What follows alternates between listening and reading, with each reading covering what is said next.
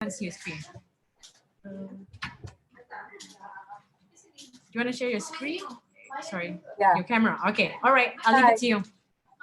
Hi, good morning, everyone. Thank you so much for your patience. And thank you for joining me this morning. So I'm here to talk about challenges in managing poor performance. I think this is something that everybody faces from time to time. It's not at all unusual. I find that it is a very common problem that most HR people, when they connect with me, this seems to be their biggest issue, and this is simply because of human nature, right? Because we deal with many people in our organizations, and it is just normal that we face all kinds of challenges because people don't always have the same ideas about what needs to be done or what shouldn't be done. And so I hope that during this session, I will be able to share certain tips with you, some guidance, so that hopefully going forward, you would be able to manage these situations a little bit more easily, hopefully. I mean, I know many of you may have legal counsel that you turn to regularly, but this is just a little bit of guidance on why it's important and what you need to do going forward. Now, to put it very simply, poor performance is a major issue simply because, as we all know, every individual employee contributes to the success of the organization. So, if you look at this chart here, you have one employee right at the bottom. People may think he's unimportant. He himself may think he's unimportant because he's, a little nobody, or he's just one small piece in the whole organization. But in reality, his output actually has an impact, a real impact on the business, because it is his output that, when collectively, makes the company grow. And of course, all this translates to money. Money is not just for the organization, for the business, or for the company, but it is also for the people who work for the company, right? It's we all know that when a company does well, this is when bonuses are paid out, maybe better increments are paid out. So this is why performance is not something that you can afford to ignore. And the other reason performance is really important is, unlike in certain countries like the US, where you have the right to hire and fire, we see this on TV all the time, right? I mean, like you've seen The Apprentice, I'm sure many of you. And sorry, all of you can see my slides, right? Okay, do let me know if you can't. So, we see this, the boss says, you're fired, and then the next scene, somebody is walking out holding a box of all their personal belongings. So it doesn't work that way in Malaysia, because in Malaysia, we have unjust dismissal laws. When you have had enough of an employee, no matter how justified it is, there is no way in which you can just say to that person, you're fired. You need to go through a process, because the minute you terminate someone, no matter how you do it, no matter how nicely you do it, the person can bring an unjust dismissal action against the company. And the repercussions can be quite heavy, because the maximum that a terminated employee can get from court is 24 months of his back wages. And on top of it, 1 month's salary for each year of service. So if you look at it very simply, If you're talking about somebody who earns 10,000 ringgit a month and has worked with you for 10 years, you are looking at something like 340,000 that you might have to pay out. You might end up paying out to this person if you don't manage the termination well. So yes, the irony of it is the person doesn't perform well, but the onus is on you to manage his performance well, but that is what the law is.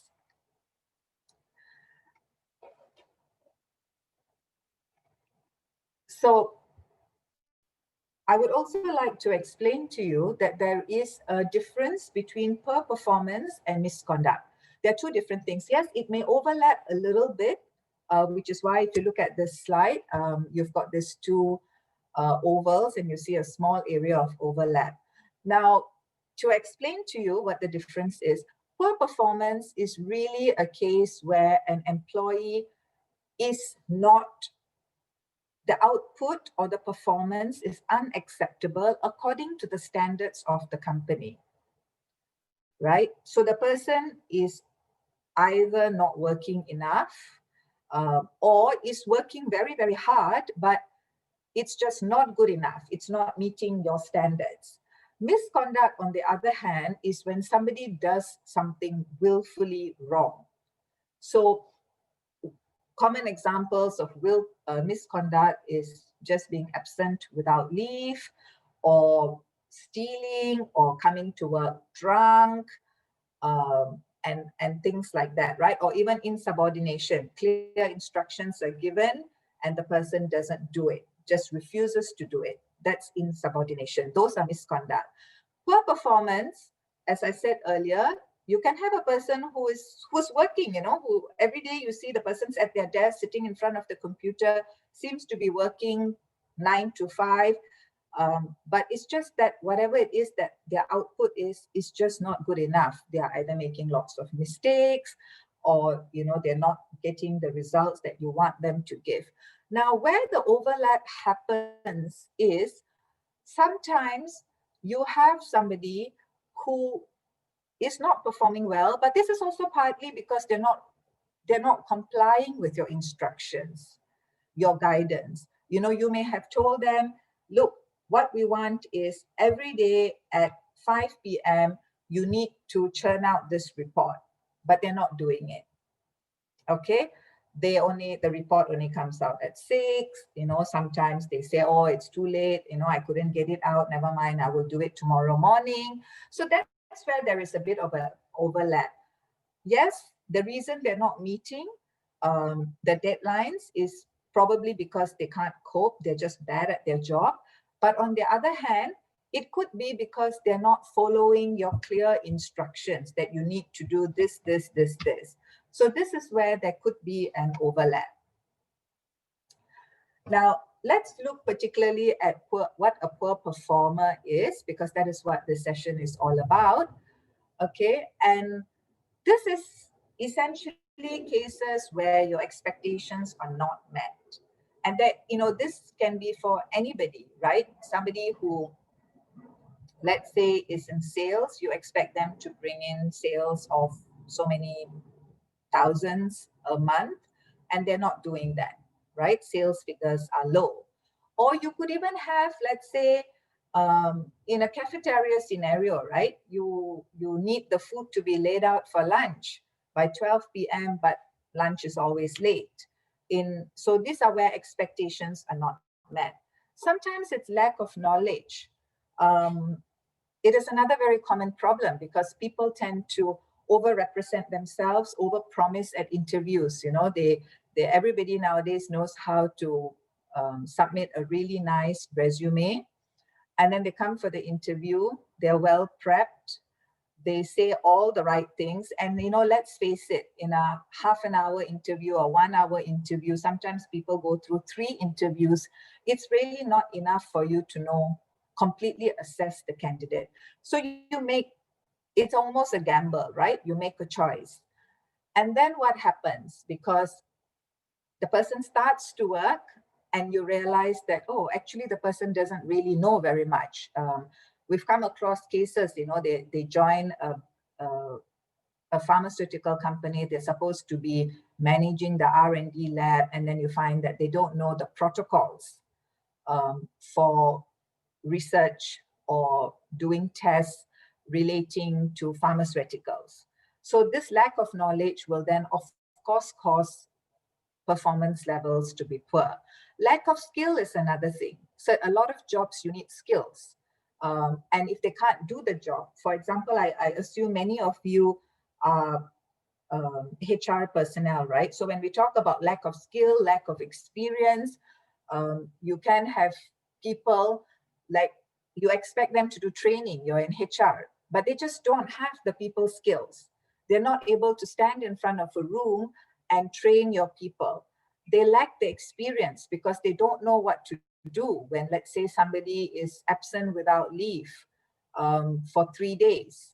You know, they keep quiet and they think like, okay, let's just wait. I mean, to some of you, this may sound surprising, but I've actually handled cases where the client contacts me and says, this person's leave expired on September 3rd. And this is a real life example I'm giving you, right? I got this email just last week, September 3rd, and hasn't come back to work yet. What should we do? And I'm saying, what were you doing in the meantime? Oh, his immediate manager didn't alert us. Immediate manager didn't seem to realize that it was a misconduct. So all these things can contribute to poor performance.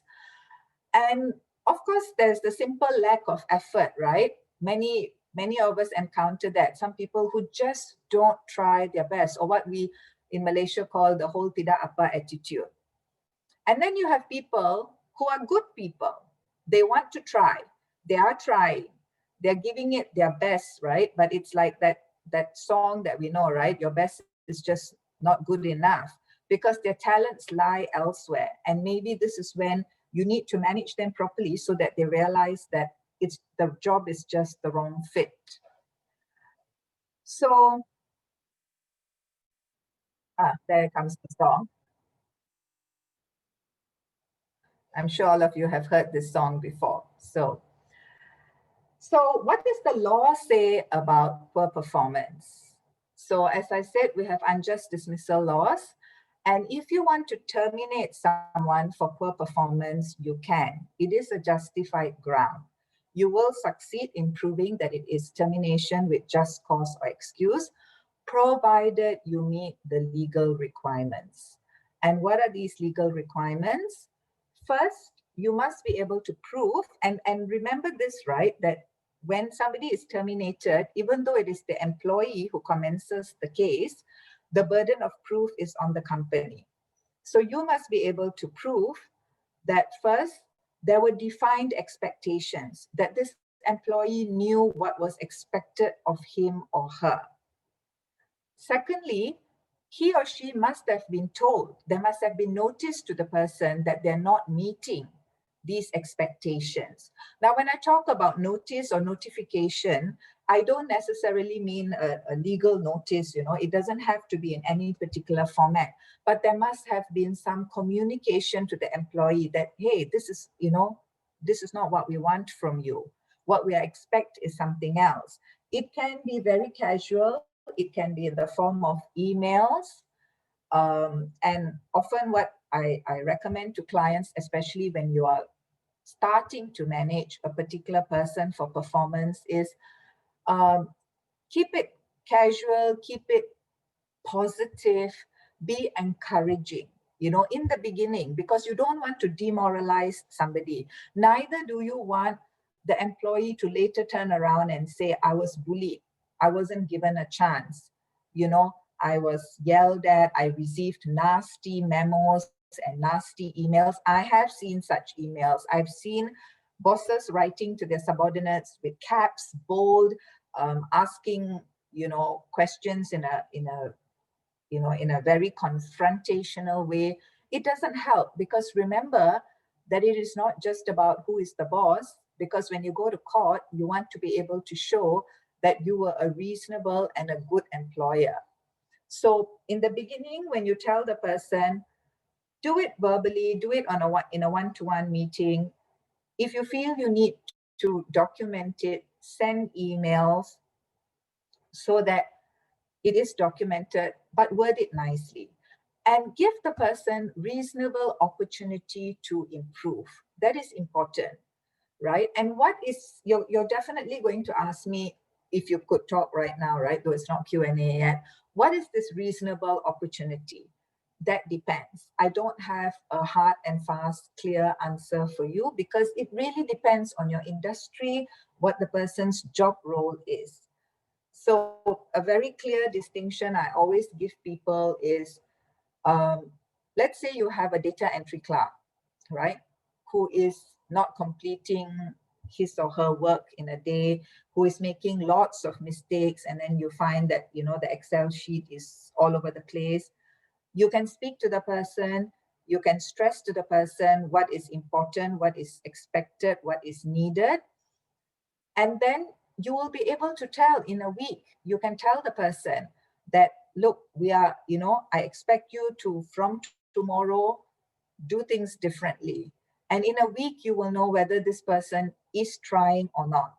But on the other hand, if let's say you are some IT company and you're selling some really sophisticated IT system, right? And the salesperson is not selling as much as you would like, it's not possible to expect him or her to meet your expectations in a week, because the timeline or the whole track to secure a contract is a very long process, right? They have to first come up with a list of their potential customers. They have to call them up. They have to fix meetings.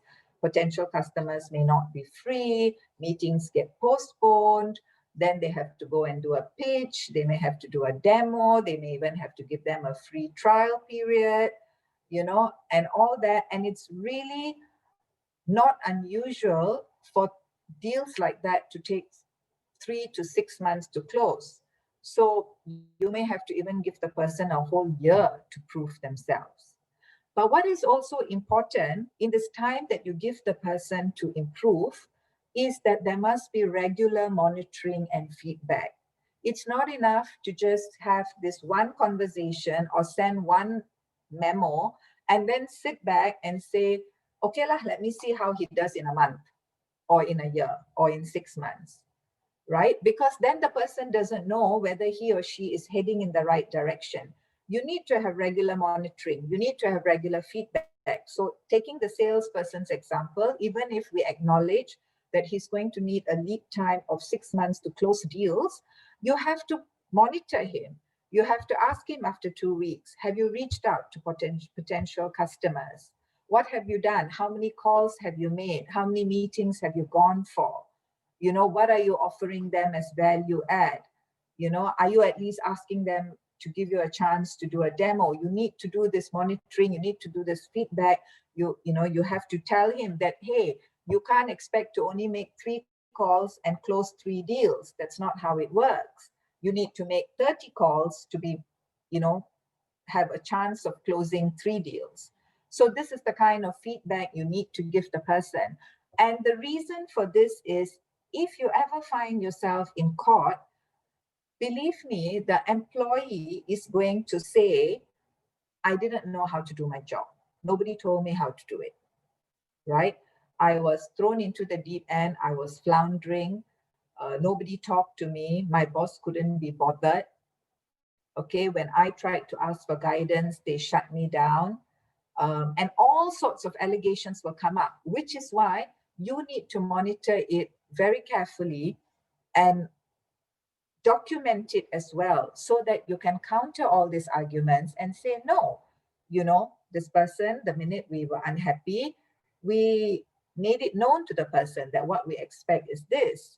We told them, you're not meeting our standards because of this. We want you to do A, B, C. And this is how we want you to do it. And don't worry, we are guiding you, we are supporting you, we are giving you 3 months to meet the standards. And during that 3 months, we didn't just leave the person alone. We were monitoring, we were telling the person, yes, good job, carry on, or no, you're on the wrong track. And all this, if it is documented, you are safe. And the most important thing is to get the message across to all your employees that performance matters. And I'm not just talking about the employee who is performing poorly. I'm also talking about his manager, his superior. Many times we find that the problem is with the immediate boss, because the immediate boss cannot be bothered to go through the pain of training, guiding, mentoring the subordinate, right? The boss wants to, either doesn't like it, finds it unpleasant. Of course, it's not pleasant, right? But there are aspects of our jobs which are not pleasant. So as the organization, the message that has to come from top down is that performance matters. And the people who are working need to perform well. The people who are managing need to manage performance well. And what is this managing performance well? What is this performance management? As I said earlier, set expectations. So everybody knows what's expected of them, right?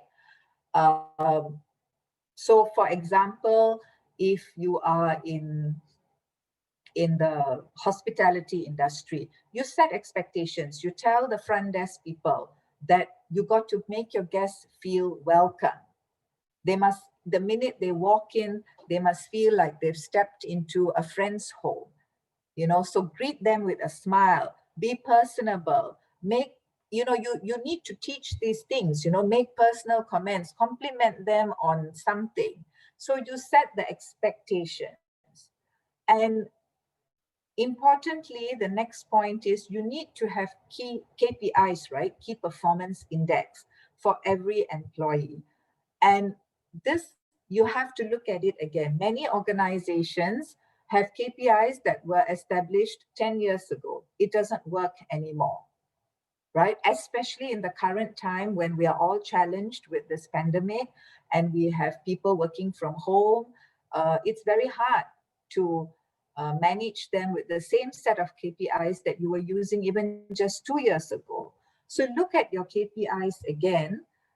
Think about it. Do they fit the current scenario?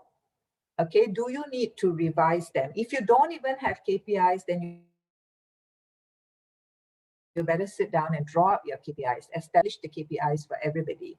And remember that your assessment criteria must be tailored to the nature of work. You cannot have one set of KPIs for everybody in your organization. I have seen that too. You look at the year-end performance appraisal form and there are 10 categories and it's the same. You know, it's the same 10 whether this person is you know, data entry clerk or the person is sales director. It doesn't work that way. You have to tailor your criteria for each job role. And please also be aware about the reasonableness of instructions. This is something that the court always considers. You cannot, for example, let's say in this pandemic, fault your restaurant managers because, you know, they just don't have enough customers coming in. And you cannot say that, oh, it's because the food is not good. No, it is the environment, right? And similarly, you cannot have allowed an employee to slide for 2 years and then say, look, I give you now 2 months to meet your sales target. I have come across cases where people have even revised sales targets overnight. You have to think about whether it is reasonable, right? So like that fairy tale, remember Rumpelstiltskin? We don't always have some magical, you know, character who will pop up in the middle of the night and do all our work for us. So you need to really think about whether the tasks that you're setting, the targets that you're setting are achievable. And we need to move with times. Before, when we considered whether a person is a good employee, we looked at what time the person came to work, what time the person left. You know, we use punch card. The boss would look and see, oh, very good employee sitting at the desk all day, you know, didn't go and chit chat in the pantry, didn't take extended lunch, and, it was all about being present in the office and, talking, which is why we've all heard the stories about people who won't leave the office until the boss has gone home. But in reality, those things don't work anymore. We need to move with times and assess people really for the value that they're giving the organization. The reason I'm saying moving with times is we've all heard about the challenges of managing Gen Y and things like that. People want flexibility at work. So you need to consider as well, what do you want? Do you want a talented employee who will work in his own time and produce results? Or do you want somebody that, I don't care, office hours are 9 to 5, you just clock in 9 to 5?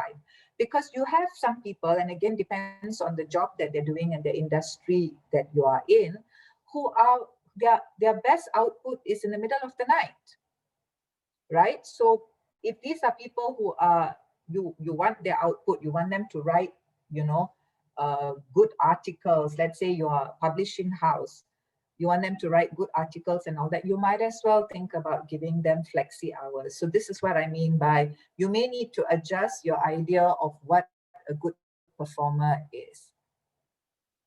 And most importantly, when you set your KPIs, right, I'm sure all of you, or most of you at least, would have heard this, right? You need to have SMART goals. You have to make them, so SMART is an acronym. S stands for specific, M is measurable, A is achievable, R is realistic, and T is timely. So you need to set the SMART goals for people when you are managing their performance. So we all know that we have, we'll tell you that if you have a poor performer, you put the person on a performance improvement plan, or a PIP as we call it. But again, in my practice, I have seen PIPs that make no sense. I read it and I don't understand. I don't know what they want the employee to do, because it's so vague, right? So this is when it's important. Set specific goals. And then it must be measurable, because it shouldn't be something that at the end of the PIP period, after 6 months or 3 months, the employee says, I did it well, and then you who are managing the performance says, no, you didn't. It must be clear to both parties whether they are meeting the expectations. And of course, as I said, there must be reasonable expectations. It must be achievable. It must be realistic.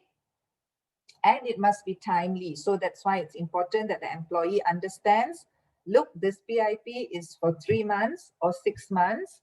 And if at the end of it, you don't meet these goals, sorry, you're out, right? So, and let me again make it very clear, it is not absolutely necessary to have a PIP. You can actually not have a formal PIP, as long as in court you can show that you have communicated to the employee, as I said earlier, what is expected, what the timelines are, and how you will measure the performance. Now, the other things that you may want to implement when you manage performance is have a certain set of rules, right? You must have certain policies. So if attendance is important to you, don't let it slide. If you allow employees to come in whenever they want, then you cannot one day wake up and say, okay, enough is enough. I've had it. I'm going to take action against all these people who come in late to work. No.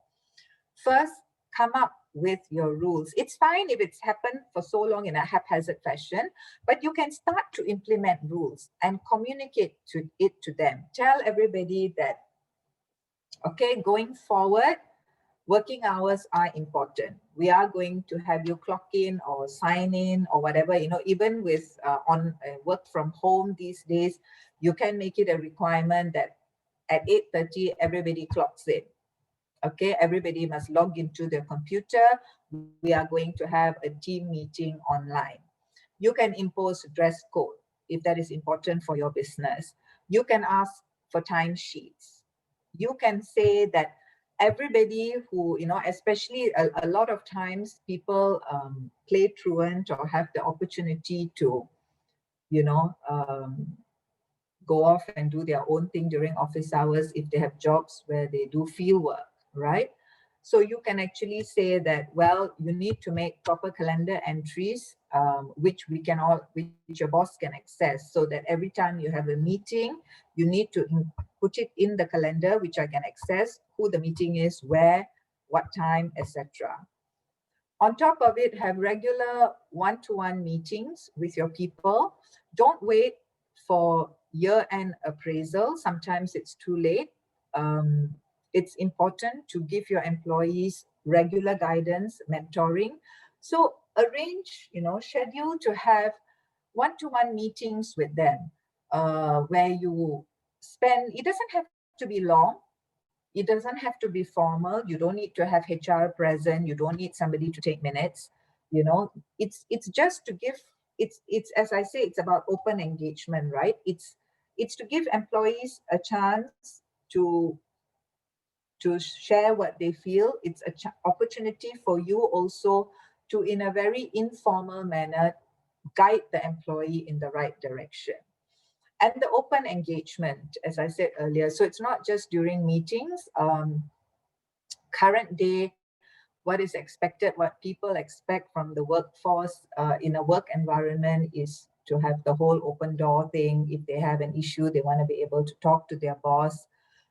So these are things that you can start implementing. And of course, these days, as I said, we have new challenges. If I was giving this talk a year ago, it will be quite different. But now we have new challenges because of the pandemic. We had MCO, CMCO, RMCO, and for many of us now we are back to CMCO, as a result of which people are working from home. And you have challenges because some people, as you will see from these images, they take working from home, like the image on the left, right? The lady with her cup of coffee and her feet propped up. They take it as, oh, great, I can work from home in my own time, my own way, work in my pajamas. I can be very relaxed about it. But you may not want that, right? Your view may be, the only thing that changes is your place of work, but I expect you to be properly dressed so that in case there is an urgent online meeting, you can just straight away get on that meeting. But at the same, which is when you need to come again, your rule book, right? You need to have policies, your work from home policy. What does it mean when you work from home? Do you need to log in at a particular time? Do you have a dress code? What do you want them to wear? Do you want them to have proper etiquette? If there is an online meeting, even amongst the team, you don't want the person to sit like that. You want the person to sit properly, look a little bit formal. We've all seen, I'm sure, that video about a guy who wasn't even dressed. So you have to come up with your policy. Then there are other challenges because people are working from home. Kindergartens and nurseries are closed. Then they have to juggle taking care of their children and household matters. So how are you going to manage that? Because you will probably face employees saying, well, I can't help it. There's no way I can have a meeting in the morning because I need to take care of my baby. I need to do this. I need to do that. So this is something that you need to give a bit of thought to, about whether you want to make it a little bit flexi for your employees. Can you afford to make it flexi for them? What does it mean? Etc. And then there are the technological challenges. No internet connection. You can have employees who will say, they're supposed to do something, and then they say, oh, I can't submit the report because internet is down, or I can't attend the online meeting, because I don't have connection, or they join the online meeting and you can't see them, you can't hear them, you know, whatever. So you need to also consider all these things because, you know, for example, if there's an employee who keeps missing his meetings and he keeps saying, oh, I don't have internet connection, you need to investigate and see, is it true? You know, where does he live? Do you need to provide that extra support? Maybe you need to give this person an extra allowance so that they can, you know, get better internet connection. So these are new challenges relating to performance of employees that we have to deal with, and we also have to find new ways of dealing with it. And most importantly, what we are finding now with work from home is there is a lot of frustration. Previously, when everybody was in the same work environment, face-to-face sometimes is better because you can see the person's expression, you can tell what the person means. So sometimes even the boss doesn't say very much, but you know, just looks at the document, looks at the person like that, like, and he knows that, okay, I've done a bad job, I better go and rewrite this report, right? But now it's remote and people don't have this opportunity. So everything is by email or whatever chat function you have in your online communication.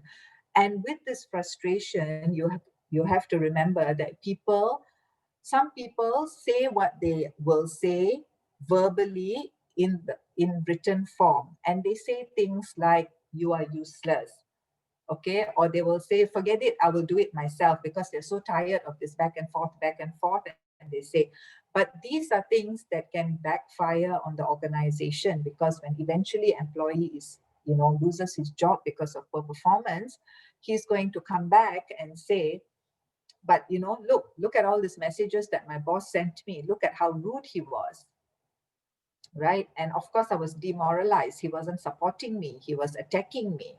And we must also remember that when you're face to face, right, it's so different, right? You can look at a document and then you can just say, hey, what the hell is this?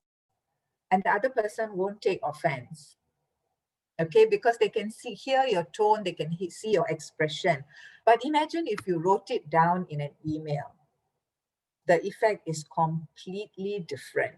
So this is where with remote working and work from home, we must also be a lot more careful if we are managing employees with how we write emails and messages, right?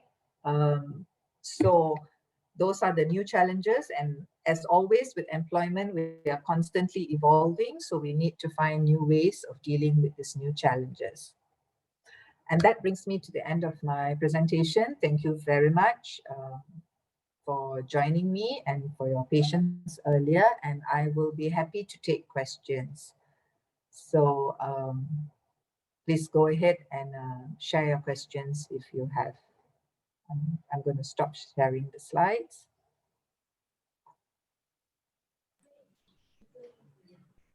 Do you see the chat box? Yes, I do. Okay, the Siti Mariam, she wants to ask a question. Okay. Hi, this is Siti. Yeah, can you hear me? Yes, I think I see your question, right? You've asked me when it comes to high-level employees, say the GM, do we still put them under PIP? Yeah. Not necessary. The law actually says that the higher up you are, the less performance management you need, because you should know yourself that you're not performing, right? And it's also very awkward because you put a GM on PIP, actually head of HR probably reports to GM, right? So who is going to manage this PIP? So it's not necessary, but there must have still been some form of communication to the GM that, look, he's not performing.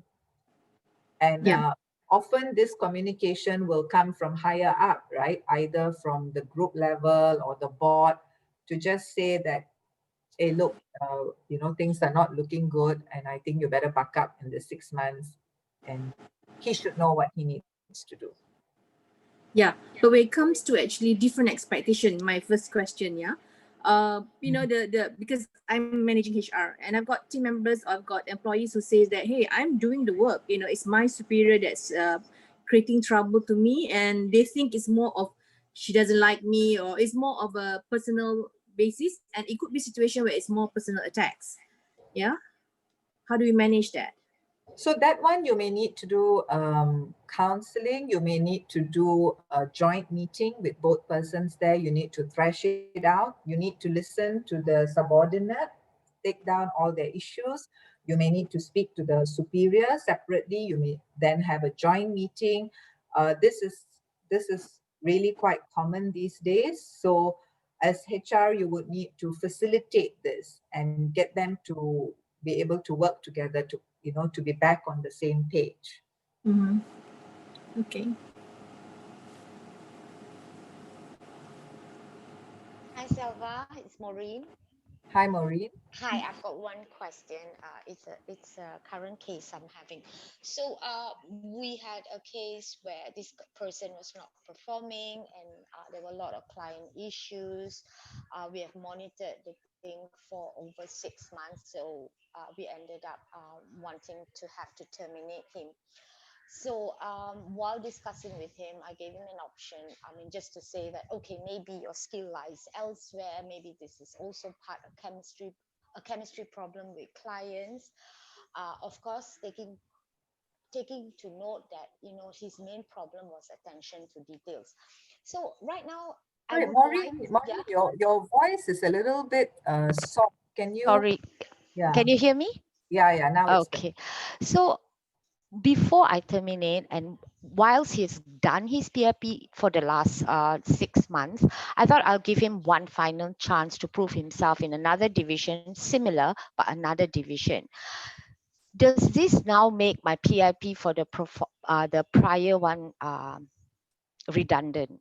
Because I thought I'll give him another chance for 3 months in a different skill set where we are going to provide training. Yeah, of course, if it's a different, completely different role, you can't be running the earliest PIP, right? Because that PIP is for that earlier, the first role. Yeah. Yeah. So which means even if he fails in this one now, I'm saying I'm giving him a trial period for 3 months. Does it mean at the end of 3 months I can still terminate, or I have to put another lay out another PIP? Okay, so Maureen, this one really depends on, I think I would need to know further facts. Yeah, it really depends on what was the background, why and how he transitioned to the new role, what was said to him at that time. I mean, we're giving him an opportunity rather than terminate in these tough times. I feel sorry for the young boy.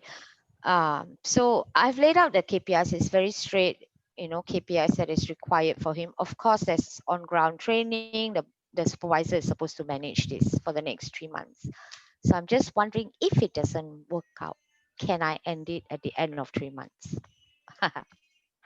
Provided, I'm not comfortable giving you this answer because I haven't seen the documents. Okay. Yeah, so provided everything is in order.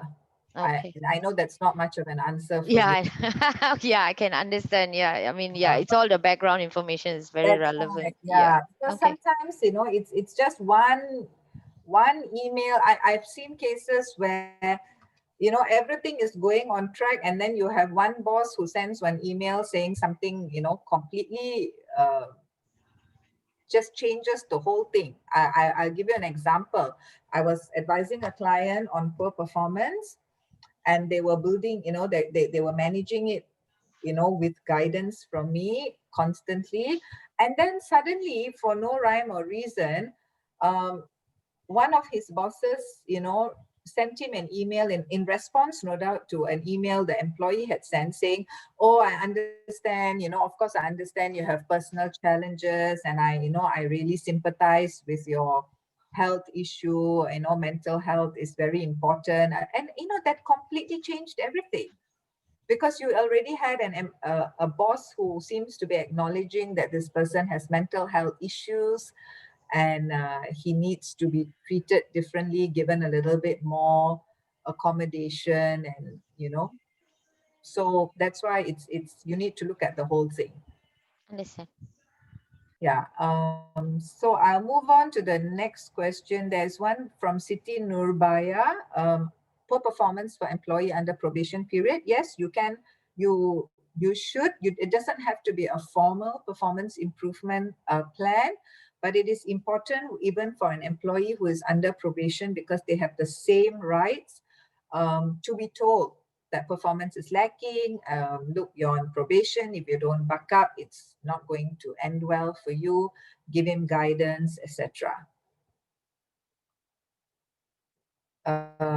Okay, we have a question from Muhammad Hanis. If employee received multiple warning letters due to poor work performance or attendance issue, is it necessary to conduct PIP, or can we directly proceed with domestic inquiry? So this is where, right, Hanis, you need to understand, as I said earlier, poor performance is one thing, misconduct is another. You don't do domestic inquiry for poor performance. Domestic inquiry is for misconduct. Okay, because it's not the same, as I said earlier. And again, your issue here, when you say poor performance stroke attendance issue. So poor performance is poor performance, you do performance improvement plan, PIP. Attendance issue is misconduct, you can do a domestic inquiry, but you don't have to go straight to a domestic inquiry. Normally, I would advise you start off with a show cause letter. Next question from Kamaleswari. In re to an employee who has had multiple PIPs over a few years, at what point and how could we start the exit from the organization? So my question to you, Kamales, is why is it that there have been multiple PIPs? There should really only be one, and the person passes or fails. Now, unless you're telling me that it is a situation that you put the person on PIP, the person improves, and then time passes, 1 year later, the person slacks, so you put the person on PIP again. If that is the case, then yes, but you have to also bear in mind that having done this, as you say, multiple times, the employee cannot be blamed for thinking that, okay, each time, as long as I do well in the PIP, it's okay, I won't lose my job. So when you do put him on the final PIP, you have to make it known to him. It must be documented, this communication, where you say to him, as you are aware, you've been put on PIPs 3 times in the past 5 years. Okay, and it's very unfortunate that always after a lapse of time, we have to put you back on PIP. So now let it be known that this is going to be the last PIP, in the sense that even if you clear this PIP, then good, all is well, but you cannot be put on another PIP. So it's not just about going through this PIP successfully, it's also about making sure your performance never drops so that you need to be put on another PIP. Question from Muhammad Razik. Is there any minimum duration or period for a PIP before we could terminate? No, as I said earlier, it really depends on the nature of the job and your industry, right? For some jobs, 2 months is sufficient, for some jobs 9 months, so you need to assess what is a reasonable time frame. I think there's one question that you missed out. How about someone on contract basis? Okay, yeah, I must have. Oh yes, from Nur Adila. Yes, same thing. Yeah, contract basis. I assume you mean fixed term contract, right?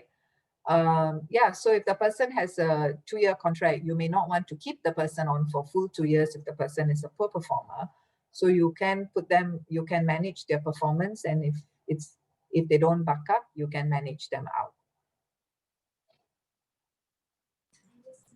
Is there any more questions?